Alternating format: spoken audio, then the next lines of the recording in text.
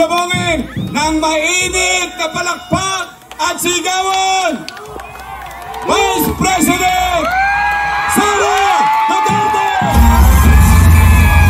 Maraming salamat po, Yorme, at muli po, salubungin po natin ang isang malakas na palakpakan, ang ating minamahal na ikalawang Pangulo ng Republika ng Pilipinas, Vice President Sara C.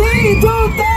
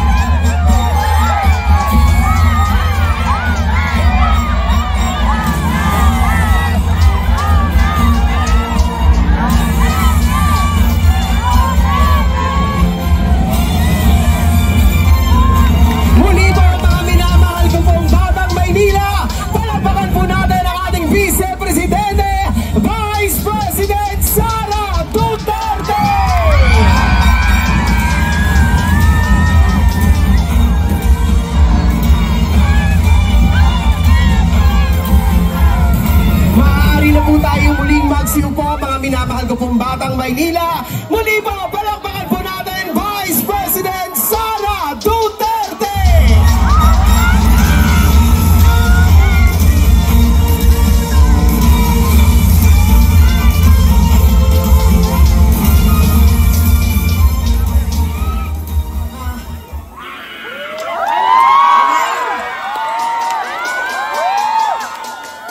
Assalamualaikum warahmatullahi wabarakatuh. Kadayaw, mayong gabi kaninyong tanan.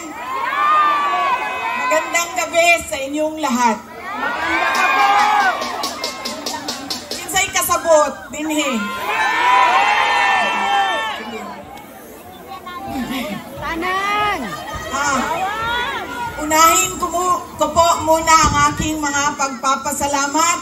Una po, ang pagpapasalamat natin sa ating pinakamamahal na mayor ng siyudad ng Maynila, Isko Moreno Dumagoso.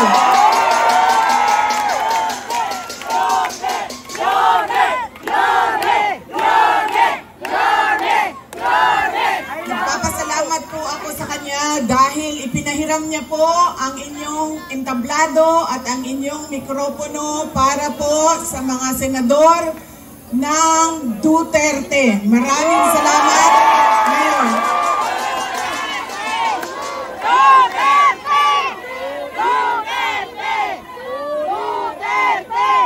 Ang sunod na pagpapasalamat ko ay sa inyong lahat, mga kababayan namin dito sa Maynila. Maraming salamat sa oras ninyo at sa pagkakataon na ibinigay ninyo sa akin at sa amin ngayong gabi na ito. Maraming salamat. I love you! Madami sa inyo ang hindi pa, wala pa na nihapon, hindi pa na naghapunan.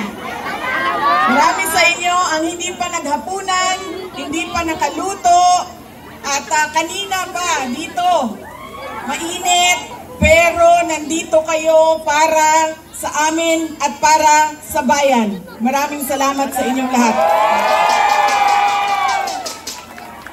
Ang susunod ko pong pagpapasalamat, mahal ko kayo, ma'am. Mahalin din natin patuloy ang inang bayan, ang Pilipinas. I love you, Tara! I love you too. Sisterly love na ito, sis. Mahal ko kayo. Kaya ako nandito ngayon. Ang susunod po na pagpapasalamat ay mula po sa pamilya namin. Papasalamat po kami sa pagmamahal at suporta na ipinapakita nyo kay dating Pangulong Rodrigo Duterte. Maraming salamat po.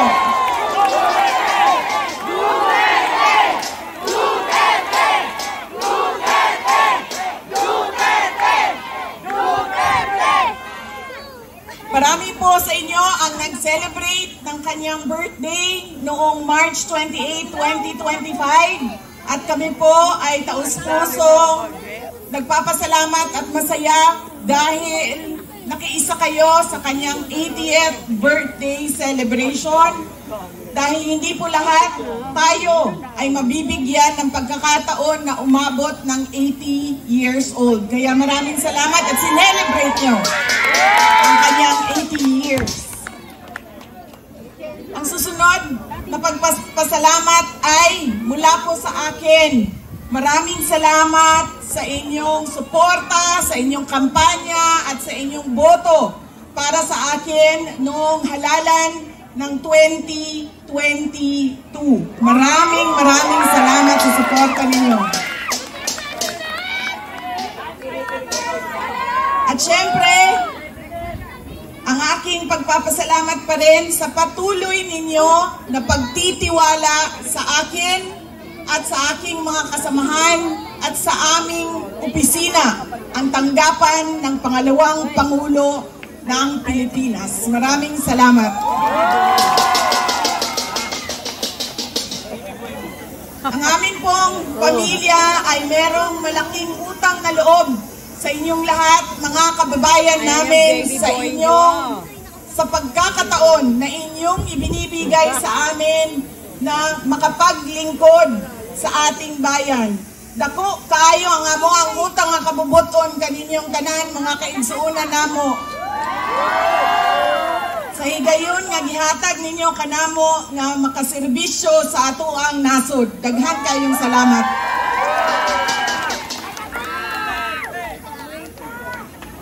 Ang susunod po ay mga kampanya po ako sa inyong lahat sa mga. Tanggalin ko lang po yung seal ng aking opisina. Palitan natin ng seal ng Office of the President.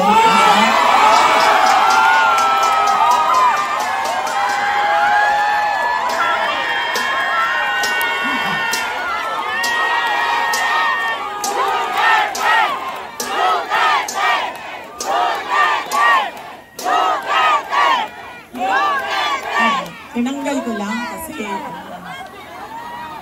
iba kasi yung opisina, iba din yung pangangampanya. Pero kung sa Pangulo lang, pumili na lang kayo. Si Isko Moreno o si Sara Duterte, wala kaming problema.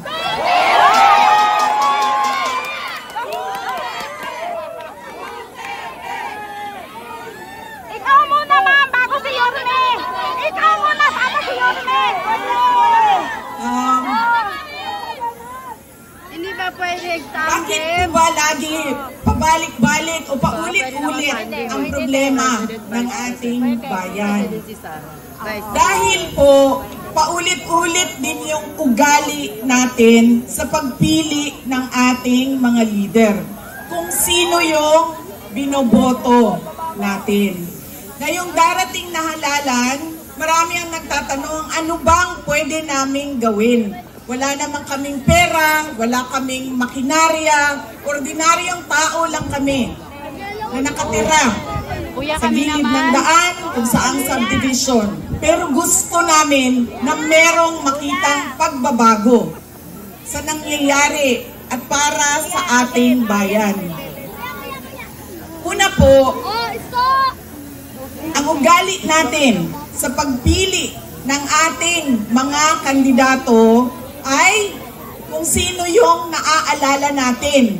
Sino yung magaling kumanta, sino yung magaling sumayaw, sino yung magaling magpatawa. Yaan nang lagi nating naaalala kapag tayo ay boboto na. Hindi na natin tinatanong, ano ba ang pangako niya noon na siya ay tumatakbo? Tinupad ba niya ang pangako niya? Diba? Dapat tinatanong natin ang sarili natin, ano bang nagawa ng tao na ito? Nangako siya, sorry ma'am, alam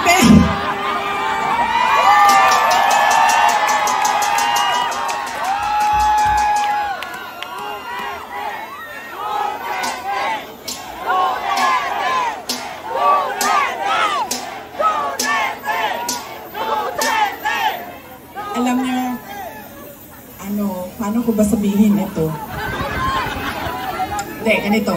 Tulad na lang na magkaibang tao kami ni Pangulong Rodrigo Duterte. Si Pangulong Rodrigo Duterte ay hindi si Inday Sara Duterte.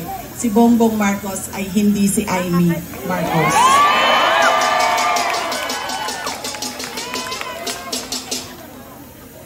Ito, hindi na ako nang paalam sa'yo. Sasabihin ko na, nga naman, sige maling. Tanggalin na lang natin ito. Okay lang sa'yo? Mura siyang matuwag.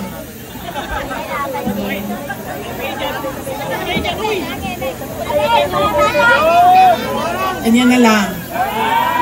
Para din makita ninyo na pumayat na ako. Salamat, Martin Romualdez! Pumayat si Inday Sara!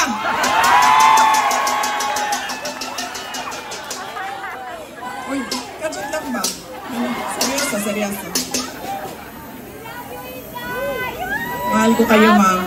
Mahal kita, Inday. Ito, hindi na ako nagpaalam kay Senator Amy, kasi hindi ko naman alam na nandito siya.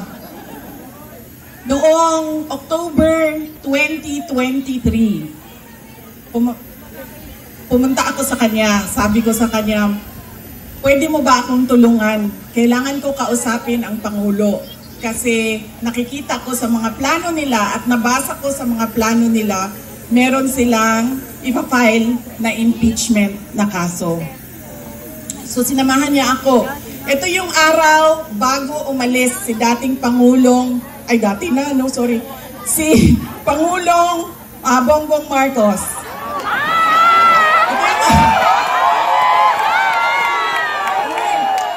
Hindi ko sinadya yun.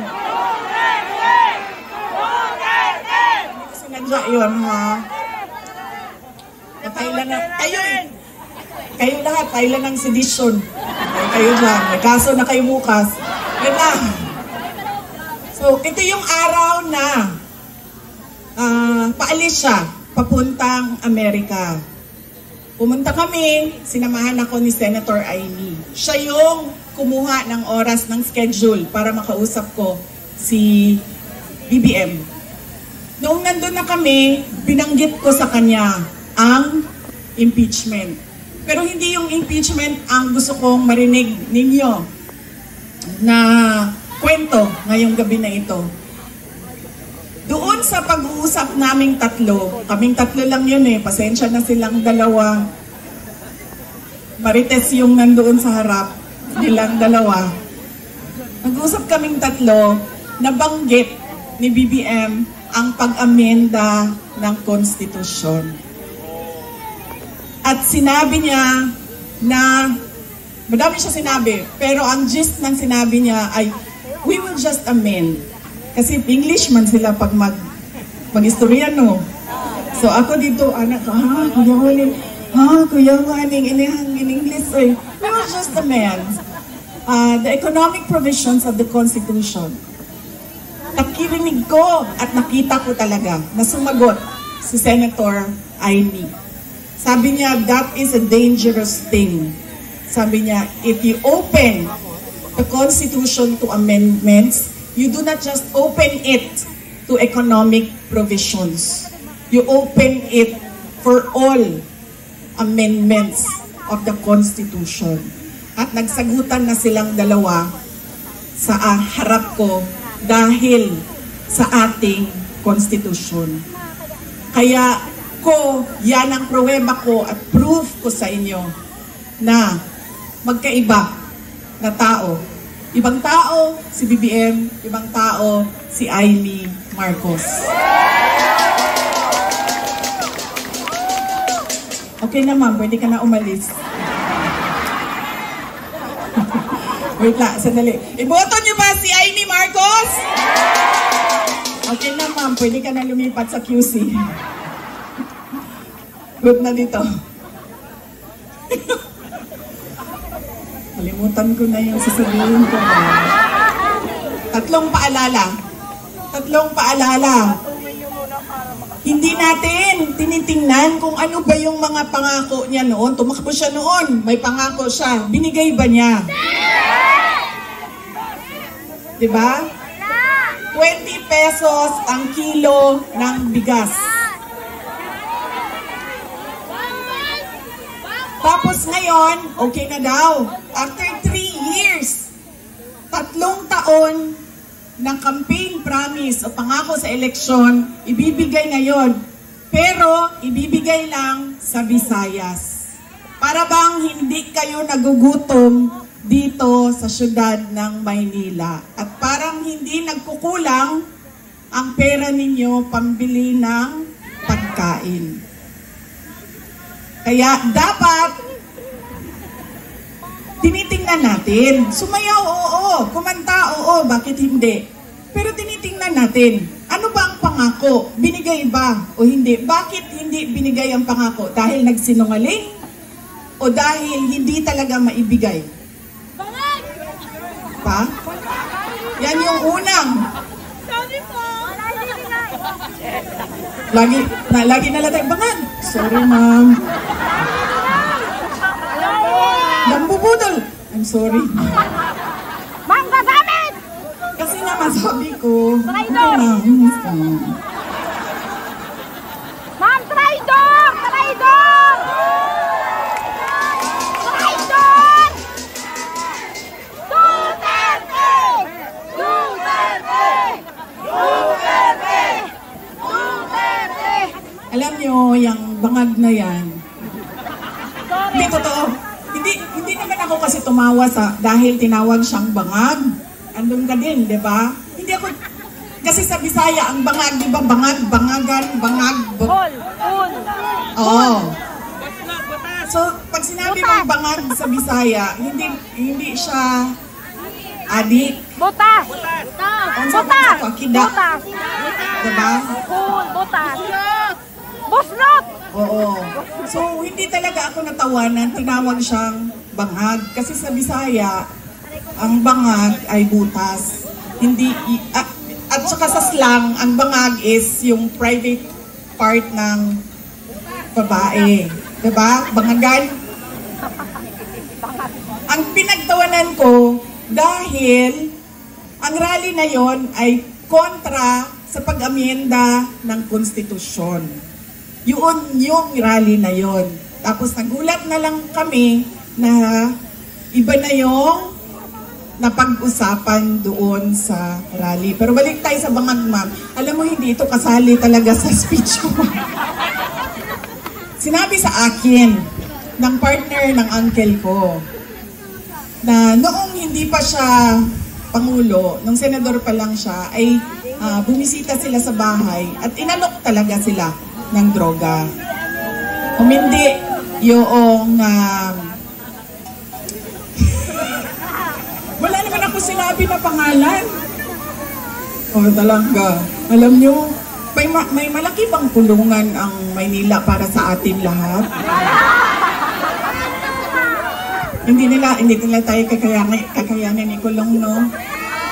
Baka matulad tayo kay President Duterte. Nakulong na. Humindi yung partner noong uncle ko. Kinento nila yan sa akin. Ang buong akala ko naman, kasi matanda na, 'Diba? May edad na, natututo ka na sa kung anong mga mali na ginagawa ng kabataan mo, ay nagbabago yung tao. Hindi ko alam na yun na nga ang nangyari. Kaya balik tayo sa paalala, tingnan niyo muna. Pagkatapos niyang kumanta, tanungin ninyo ang sarili ninyo. Noon, nakinig ako sa'yo. Ano ang pangako mo? Binigay mo ba? Kaya dapat pinag-iisipan natin kung iboboto natin o hindi yung tao. Pangalawa, ito walang makakakontra sa akin nito kahit saan man sa mundo. Hindi dahil galing yan sa malaking pamilya ng mga politiko ay automatic ang boto ninyo. Hindi dahil anak yan ng Duterte ay automatic ang boto ninyo. Dapat tinatanong nyo ang sarili ninyo, ano ba ang abilidad at kapasidad ng tao na ito na maglingkod para sa bayan. Isa sa mga problema natin ay ang political dynasty. Pero hindi ipinagbabawal ang kung sino man ang may gusto tumakbo. Kaya nasa atin, nasa mga butante ang pagkilatis. Duterte yan. Anong abilidad niyan, anong kapasidad niyan, at sino yan siya. Pangatlo, at huling problema natin, paulit-ulit, behavior, ugali natin sa eleksyon, sa halalan, ay yung palitan ng boto at pera. Dahil ilang beses na kayo tumanggap, magkano bilihan ng boto dito? 1,000? 1,000. Grabe, 1,000 lang? Galing ang, bigas ang ano dito palitan. Oh, ilang kilo? 5 kilo, so magkano yun? 250? Mga 1,300 total na yun ang bili. Alam mo, lugi kayo. Taasan niyo yung presyo ninyo. Kasi galing ako doon sa Bacolod kahapon. Tinatanong ko, magkano bili ng boto dito? Noong 2019 daw, 2,000. 2022, 3,000. See? Sabi ko, taasan ninyo ang presyo ninyo. Tapos nung ito daw, itong eleksyon na ito, 2,000 to 3,000. Sabi ko, hindi niyo pa alam kung magkano kasi wala pa namang bilihan. Pero sabi nila, mga 2,000 to 3,000 daw yung bilihan ng boto doon. Kaya, kulang ang hingi ninyo. Loge kami. 1,300 ang natatanggap ninyo. O hindi pa lahat. Oh. Bakit 1,300? Ang akap, magkano ba akap? Di ba 5,000?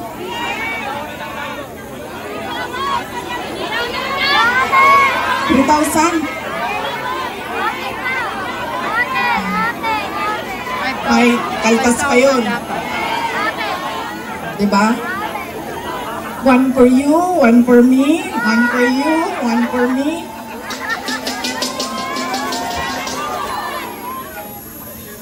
Alam niyo, hindi namin ginagawa yan sa Davao. Alam niyo bakit? Nawawala kasi yung respeto ng tao sa isa't isa. Sabihin ko sa inyo kung bakit mamaya nawawala yung respeto. Sana ako. Kabilihan ng boto. Yan. Ilang eleksyon na kayo tumanggap ng 1,300? Ilang eleksyon na tumatanggap ang mga botante ng Pilipinas ng pera kapalit ng boto nila. Pero bakit mahirap pa rin ang ating bayan? At bakit hirap pa rin kayo bumili ng bigas? kontrato nila. Kasi dapat, kung akap yan at galing yan sa gobyerno, tanggapin nyo, pero tanungin nyo naman yung sarili nyo. Ang nagbigay ba nito ay karapat dapat maging